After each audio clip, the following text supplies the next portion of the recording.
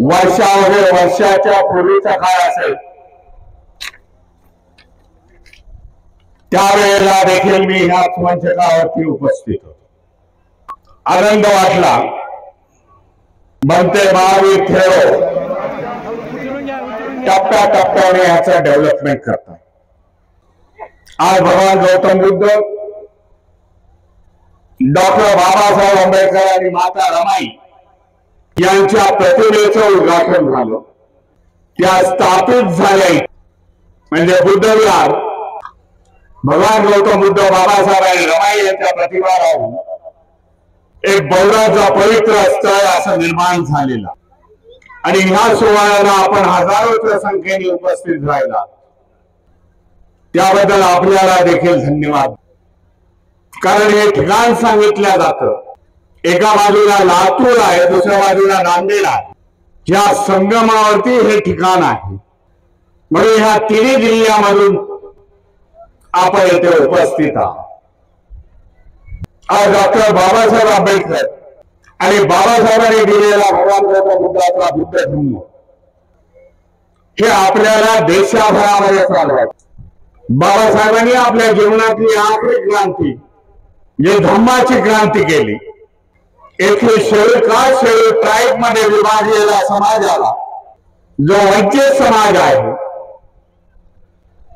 त्या समाजाला बौद्ध धम्माचा रास्ता दाखवा. बौद्ध धम्माशिवाय तुम्हाला पर्याय नाही. आणि आपली सुटका अंधश्रद्धा पाखंडवाद याच्या मधून काढून बौद्ध धम्मामध्ये दिली, जो आज जगामध्ये बौद्ध धम्म आहे. हे सर्व करत असताना बाबासाहेबांनी या देशामध्ये सामाजिक क्रांतीपासून सुरुवात केली, शैक्षणिक सुरुवात केली, शैक्षणिक क्रांतीची सुरुवात केली, राजकीय क्रांती केली, राजकीय संघटना सुरुवात केल्या, शेड्यूल कास्ट फेडरेशनची निर्मिती केली, नंतर रिपब्लिकन पार्टीची संकल्पना मांडली, कामगार संघटना येथे स्थापित करण्यात आल्या. मुंबईमध्ये 1938 साली कामगार संघटना बाबासाहेबांनी निर्माण केली. मुंबईच्या महापालिकेमध्ये अशा प्रकारे टप्प्याटप्प्याने समाजाची प्रगती कशी होईल हे बाबासाहेब बघत. आणि हा विभागलेला समाज अनेक जातीमध्ये त्यांना 14 ऑक्टोबर 1956 बौद्ध धर्माची दीक्षा दिली. बाबासाहेब स्वतः या भारतीय बौद्ध महासभेच्या अध्यक्ष होते. स्वतः त्यांनी संस्था ही रजिस्टर केली. प्रथम अध्यक्ष झाल्याने याच भारतीय बौद्ध महासभेच्या बॅनर खाली त्यांनी देशामध्ये धम्मक्रांती केली.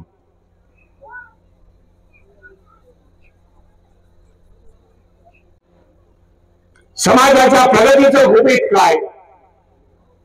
बौद्ध समाजाच्या प्रगतीचं गुपित काय? एका समाजाचा जर सत्यांतर व्हायचं असेल, ट्रान्सफॉर्म व्हायचं असेल,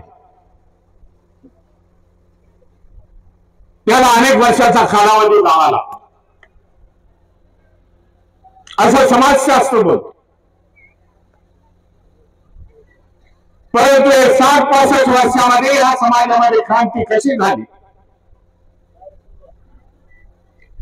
सामाजिक स्तर कसा वरती आला, शैक्षणिक स्तर कसा वरती आला, आर्थिक स्तर कसं प्राप्त झालं, या सगळ्याला बाबासाहेबांच्या विचार कारणीभूत आहे. बाबासाहेबांनी दाखवलेला मार्गावरती जो चालला त्या सगळ्यांची प्रगती झालेली आहे. ज्याने ज्याने भगवान गौतम बुद्धाचा धम्म घेतला त्यांची प्रगती झालेली आहे. हे आज गुपित राहिलेलं नाही. जे आले नाही बाबासाहेबांच्या धम्मक्रांतीमध्ये, बाबासाहेबांच्या विचारावरती चालले नाही, त्यांची अजून तेवढी प्रगती नाही, अजूनही ते पिछाडलेले आहेत, मागे आहेत. हे वस्तुस्थिती आपण आजूबाजूला जर देखून बघितलं तर आपल्याला दिसून येते.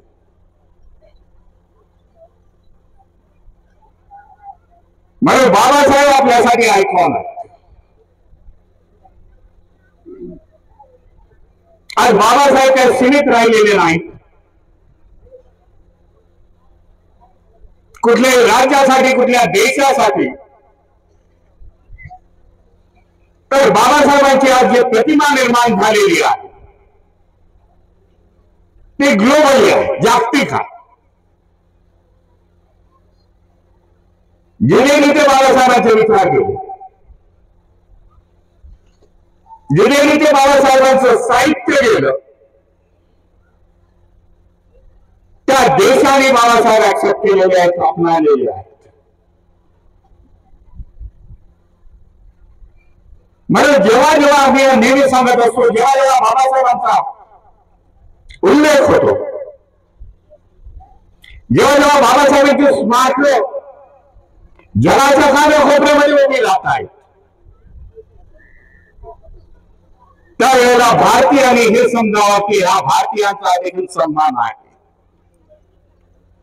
कारण जन्मभूमी आणि कर्मभूमी भारत आहे हे समजून घ्यायला पाहिजे.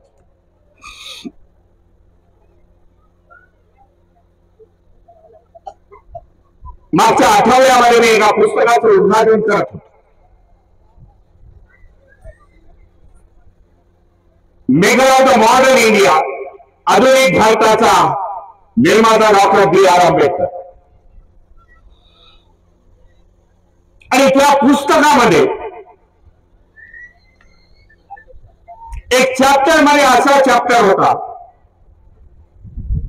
की ज्याच्यामध्ये परदेशात वर्णन होतं.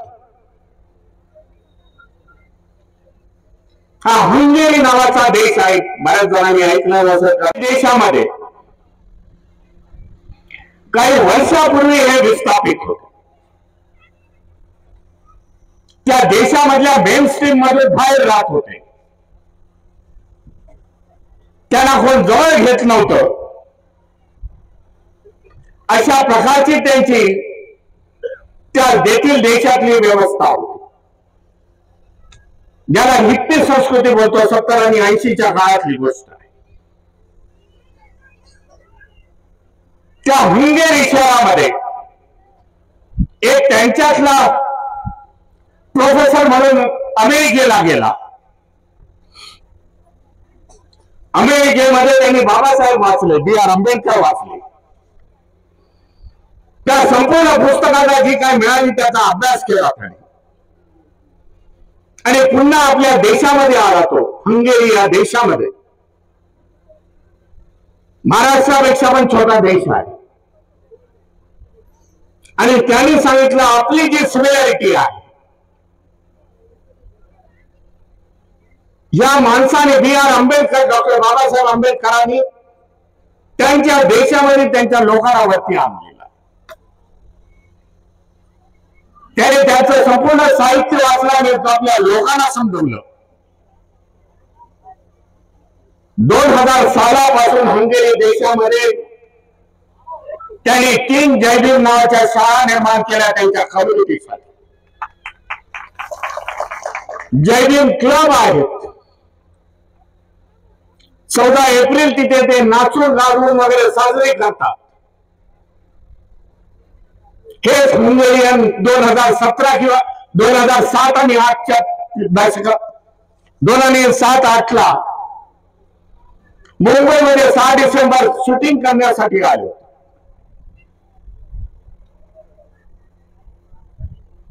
हे बाबासाहेबांचं जे विचार आहे हे जगाच्या कानाकोपऱ्यामध्ये पोहोचले. जिथे बाबासाहेब कधी गेलेले नाहीत तिथे स्मारक, त्यांचे पुतळे उभे केलेले आहेत. त्यांच्या साहित्यावरती PhD करणारे अनेक विद्यार्थी 2012, 2010, 2012-15 पर्यंत अमेरिकेमध्ये PhD करणारे बाबासाहेबांवरती काही डझनानी लोक होते की जे मुंबईला आले तर त्यांची आणि माझी गाठ व्हायची. अशा प्रकारे बाबासाहेबांची आज प्रतिमा निर्माण झालेली आहे. बाबासाहेबांना मानो या न मानो, परंतु आज बाबासाहेबांना डावलून पुढे जाऊ शकत नाही, हे देशातली आज प्रतिमा आहे बाबासाहेब. म्हणून आपण सगळे अनुयायी ज्या बाबासाहेबांनी आपल्यासाठी संघटना निर्माण केलेल्या आहेत, त्या संघटना आपण चालवण्याचा प्रयत्न आहे असं मी समजतो. मग त्या सामाजिक संघटना असतील, धार्मिक संघटना असतील, राजकीय संघटना असतील, त्यांना बळकटी देऊन त्या पुढे चालवणे हे गरजेचं आहे असं मी समजतो. समाजासमोर आज अनेक प्रश्न आहेत, कारण बाबासाहेब म्हणाले होते संघर्षाशिवाय या देशामध्ये तुम्हाला काही मिळू शकत नाही. अनेक प्रश्न आता नव्याने या समाजाच्या समोर उभे राहिलेले आहेत.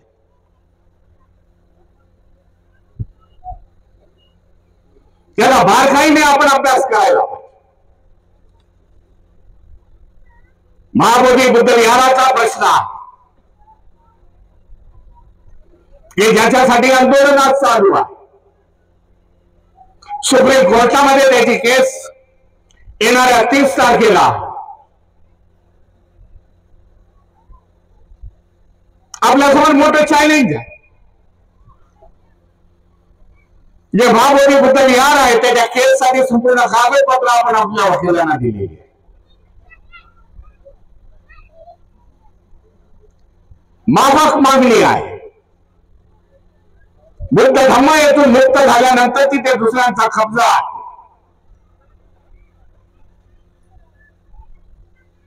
परंतु इतिहासामधून त्याचे सबूत आपल्या समोर आहेत.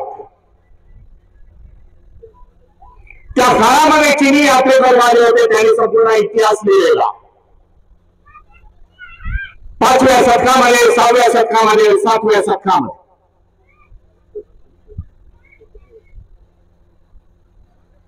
आणि ते सबूत आपण सुप्रीम कोर्टामध्ये सबमिट केलेले. कारण हा लाखो करोडो लोकांच्या आस्थेचा प्रश्न निर्माण झालेला आहे. देशामध्ये परिवर्तनात समाधानी होते.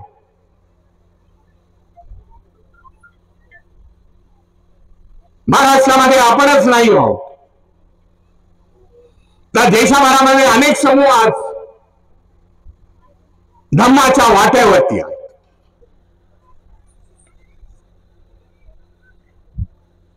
मोरे समाज असेल, कुशवा असेल, सैनी असेल, जे उत्तर भारतामध्ये त्यांची संख्या आज करोडोनी. देशाची छबी बदलणं आपलं काम आहे. भारतीय बौद्ध महासभेचं, बौद्ध धम्माचं, बौद्ध अनुयायांचं समतेचा विचार भगवंताचा बुद्धांनी त्या काळी दिला, आज देखील आपण तोच देत आहोत.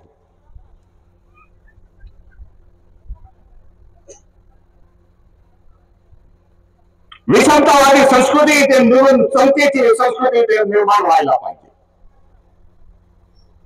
कोणावरती टीका टिप्पणी करण्याची गरज नाही.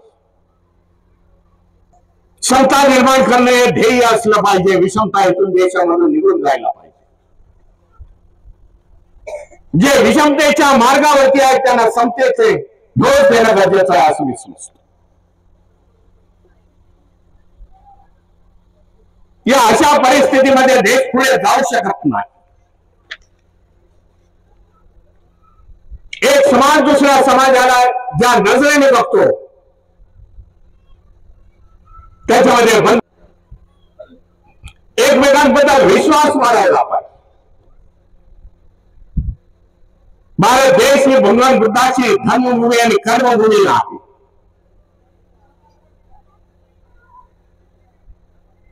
या देशामधून बुद्धाचे निघालेले विचार जगाच्या पाठीवरती गेले. ज्या देशाने आत्मसात केले ते देशात पुढे निघून गेले. हे देखील जाणायला पाहिजे. आज अनेक देशामध्ये भगवान बुद्धाची बुद्ध पौर्णिमा साजरी होते. गेल्या 3 वर्षापासून मी त्याचा गवाह.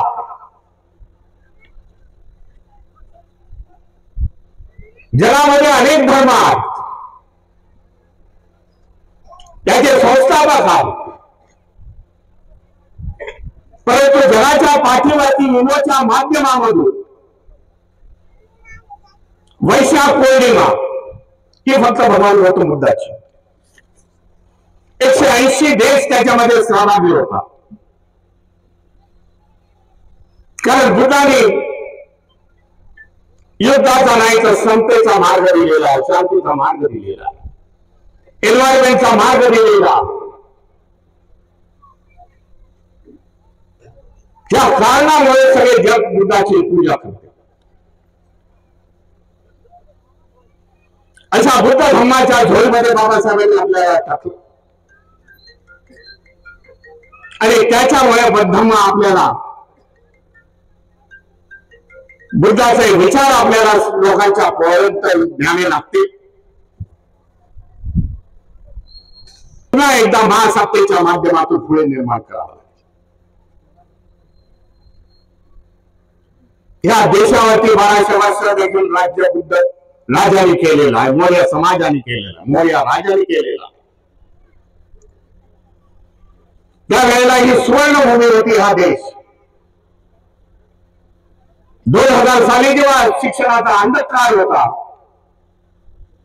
तेव्हा 19 विद्यापीठे या देशामध्ये होती.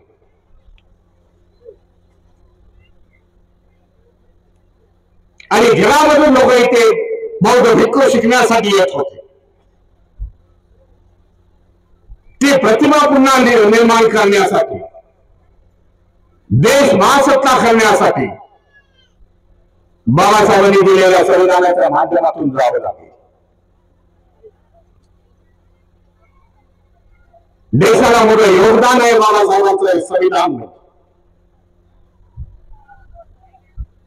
अनेक जातीमध्ये हा देश विभागलेला, धर्मामध्ये विभागलेला, सबकास्टमध्ये विभागलेला, 6700च्या वरती जाती आहेत. त्याच्या वेगवेगळ्या भाषा आहेत, त्याच्या वेगवेगळ्या संस्कृती आहेत.